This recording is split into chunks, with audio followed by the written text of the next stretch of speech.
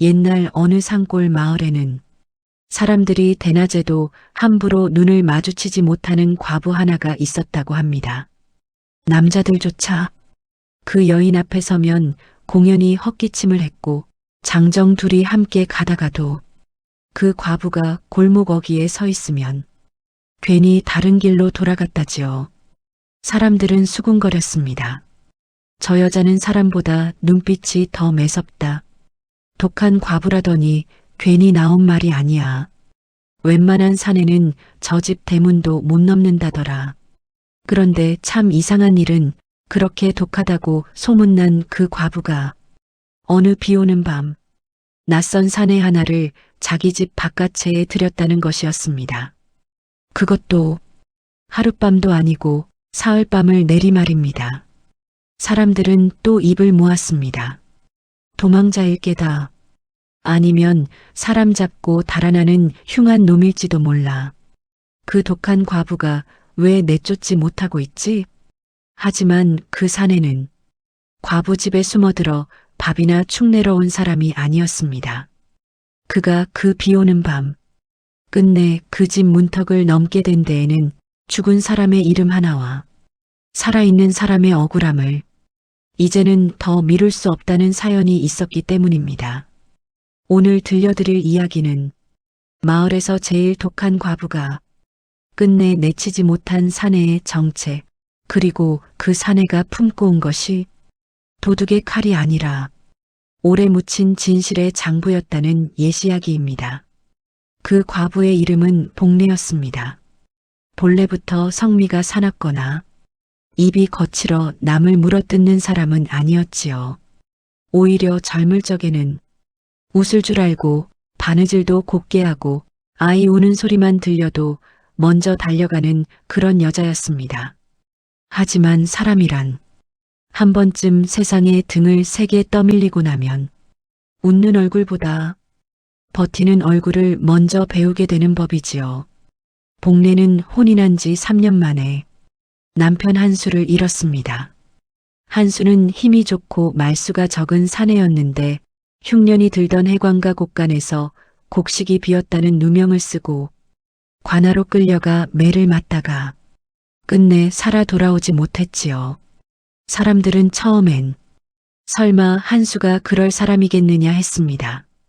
하지만 세상은 늘 가난한 사람의 결백보다 관가의 말 한마디를 더 쉽게 믿습니다. 하긴 굶주리면 별짓 다 하지. 조용한 사람이 더 무섭다더라. 관가가 괜히 잡아갔겠느냐. 그 말들은 복례 귀에도 다 들어갔습니다. 남편이 죽고 장례가 끝나자 또 다른 말들이 따라붙었습니다. 과부 혼자 뭘 버티겠어. 집도 금세 넘어가겠지. 빚쟁이들이 가만두지 않을 거다. 하지만 복례는 무너지지 않았습니다. 빚쟁이가 오면 대문 앞에 서서 물러서지 않았고 남편이 도둑이었다는 말을 들으면 그 자리에서 눈을 맞추고 말했습니다.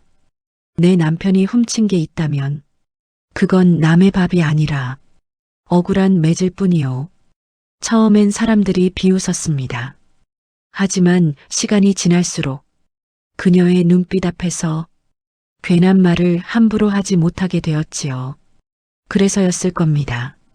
어느새 사람들은 그녀를 이름 대신 그저 독한 과부라 부르기 시작했습니다. 그날은 장마가 다 끝났다고들 하던 저녁이었습니다. 비는 억수같이 쏟아지는 비가 아니라 지붕 끝을 끈질기게 두드리는 길고 가는 비였지요. 복례는 혼자 바깥에 처마 밑에 앉아 집신끈을 꼬고 있었습니다. 그때 대문 밖에서 누군가 3번 천천히 문을 두드렸습니다. 또 그 소리는 이상하게도 겁먹은 사람처럼 조급하지 않았고 당당한 사람처럼 거칠지도 않았습니다. 복례는 대꾸하지 않았습니다. 대문 밖에서 잠시 숨 고르는 소리가 들리더니 낮고 쉰 목소리가 들려왔습니다. 하룻밤만 지붕 밑을 빌리고 싶습니다. 복례는 그제야 손을 멈추었습니다. 여긴 객주집이 아니오. 압니다. 그럼 길을 잘못 든 거요. 문 밖은 잠시 조용했습니다. 그러다 그 사내가 아주 낮게 말했습니다. 송한수는 도둑이 아니었습니다. 복내의 손이 그 자리에서 얼어붙었습니다. 빗소리보다 더 크게 그 이름이 가슴을 쳤기 때문입니다. 그녀는 벌떡 일어나 문짝을 열었습니다. 대문 밖에는 비에 흠뻑 젖은 사내 하나가 서 있었습니다. 나이는 40을 넘겼을 듯 했지만 얼굴은 그보다 더 늙어 보였고 옷자락은 해지고 손등에는 오래된 상처가 겹겹이 남아 있었지요. 품에는 젖지 않게 싸맨 대나무 통 하나를 안고 있었습니다. 복내는 곧장 물었습니다. 누구요? 사내는 곧바로 대답하지 않았습니다. 대신 젖은 얼굴을 들어 복내를 똑바로 보며 말했습니다. 그 이름을 여기서 입에 올릴 수 있는 사람입니다. 복내는 문턱을 막아선 채 한참 그를 노려보았습니다. 그리고 마침내 문을 절반쯤 더 열며 말했습니다. 사람이라면 바깥채로 들어오시오. 도둑이라면 지금 돌려보내고 거짓말쟁이라면 밤새 비 맞고 나가게 할 거요. 사내는 군말 없이 빗물을 뚝뚝 흘리며 바깥채로 들어왔습니다. 복내는 그 사내에게 따뜻한 밥 대신 뜨거운 물 한 사발과 젖은 옷 말릴 화롯불만 내주었습니다. 그리고 말했습니다. 날이 밝으면 나가시오. 사내는 고개를 끄덕였습니다. 하지만 날이 밝아도 그는 떠나지 않았습니다. 밤새 기침을 심하게 하더니 새벽녘에는 10가지 오른 듯 보였지요. 복내는 마지못해 죽을 끓여주었습니다.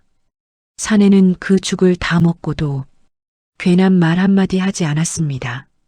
대신 바깥에 처마가 새는 것을 보고 묵묵히 지붕짚을 손질했고 마당 우물 두레박 줄이 끊어진 걸 보고는 스스로 새 줄을 엮어 걸어두었습니다. 그 모습이 더 수상했습니다. 도망자라면 몸을 숨길 일이지 남의 집 일을 손댈 이유가 없었으니까요. 마을 사람들도 금세 알아차렸습니다.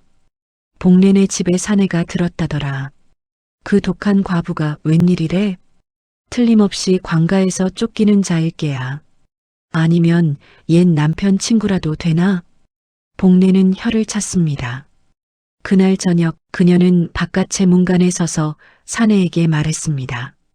당신 때문에 소문이 돌고 있소. 사내는 조용히 물었습니다. 그래서 내쫓겠습니까? 복내는 눈을 가늘게 떴습니다. 내쫓고 싶은 건 맞소?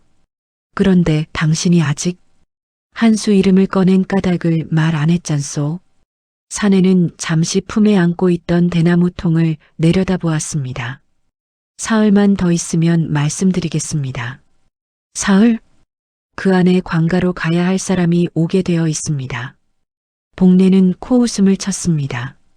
내 집을 객주도 모자라 역참처럼 쓰겠다는 거요? 사내는 처음으로 희미하게 웃었습니다. 내가 살려고 온 것이 아니라는 건 곧 아시게 될 겁니다. 그 말은 건방지지도 간청 같지도 않았습니다. 그래서 더 꺼림칙했지요.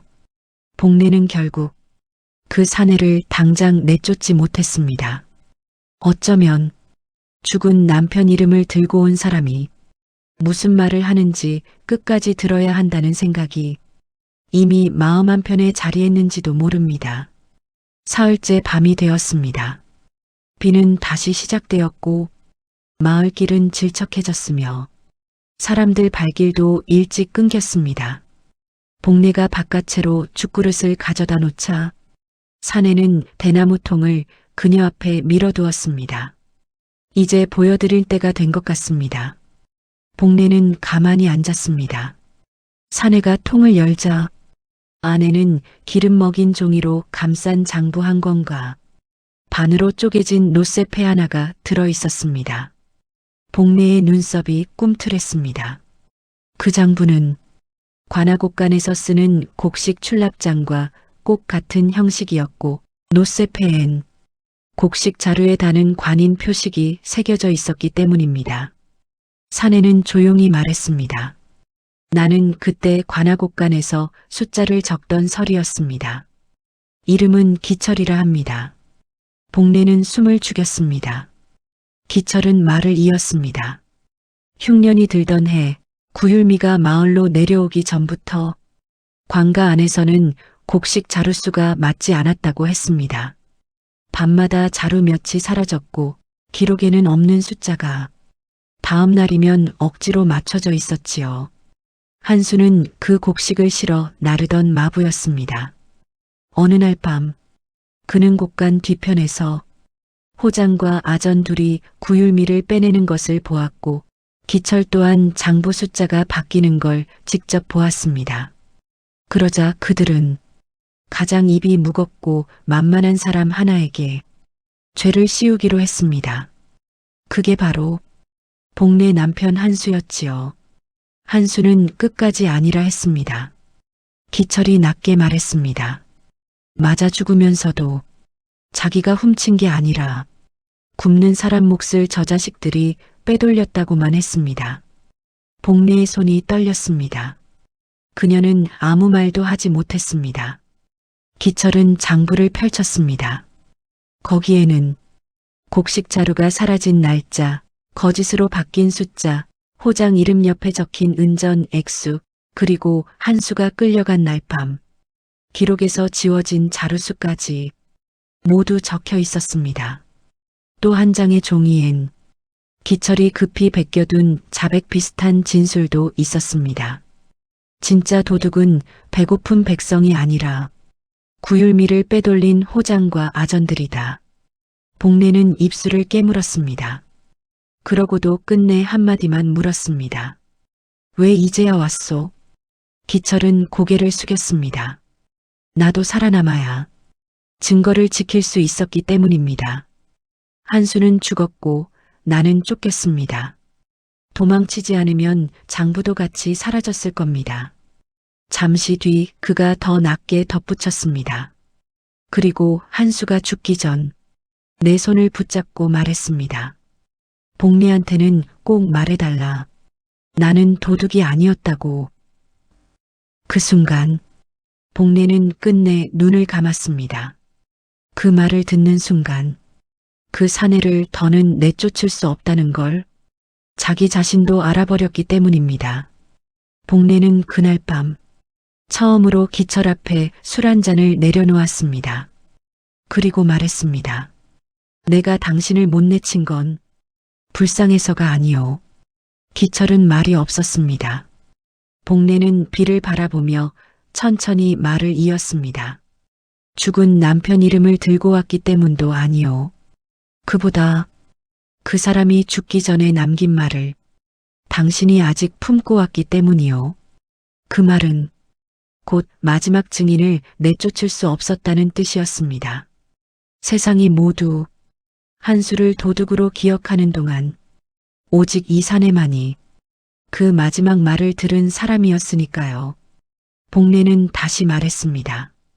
당신이 사흘 동안 내 집 처마를 고친 것도 우물줄을 매단 것도 다 봤소. 살려고 온 사람은 남의 집 일을 그렇게 못하지.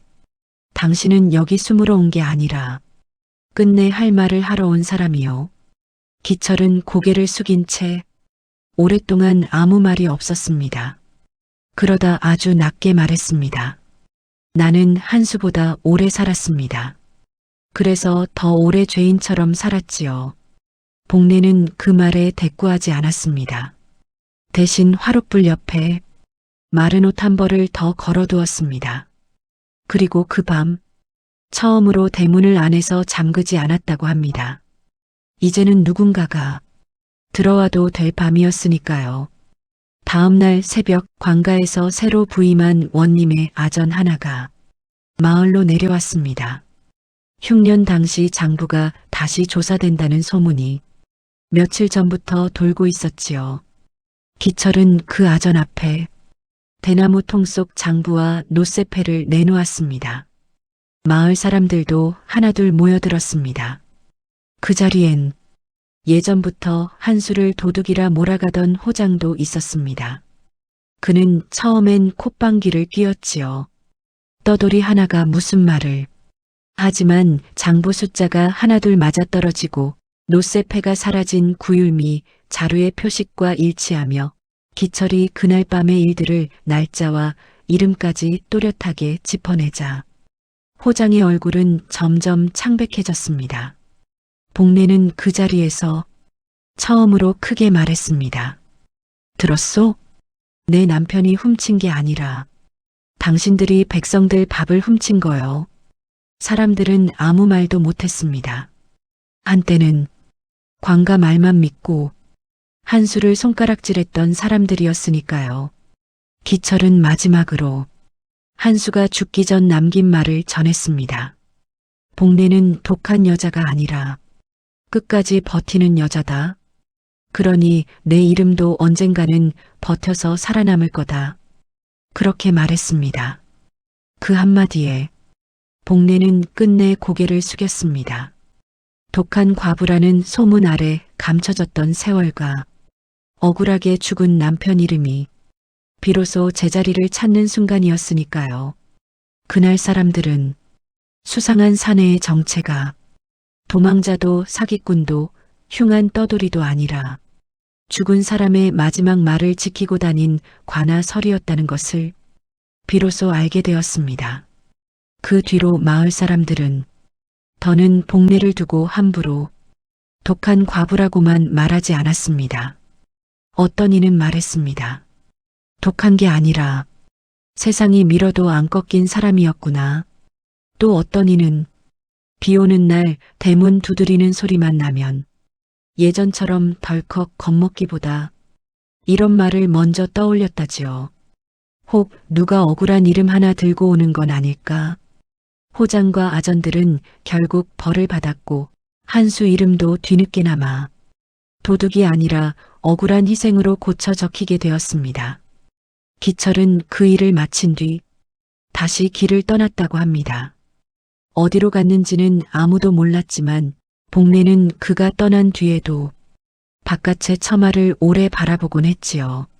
내치지 못했던 사내가 사람을 해치러 온 자가 아니라 죽은 사람 이름을 살리러 온 자였다는 것을 이제는 누구보다 잘 알았기 때문입니다. 그러니 혹 세상이 다 등을 돌린 이름 하나를 들고 비 오는 밤 문을 두드리는 사람이 있거든 너무 빨리 문부터 닫지는 마십시오. 가끔은 수상한 사내의 정체가 화를 몰고 오는 자가 아니라 오래 묻힌 진실을 데리고 오는 사람일 수도 있으니까요. 오늘 이야기는 여기까지입니다.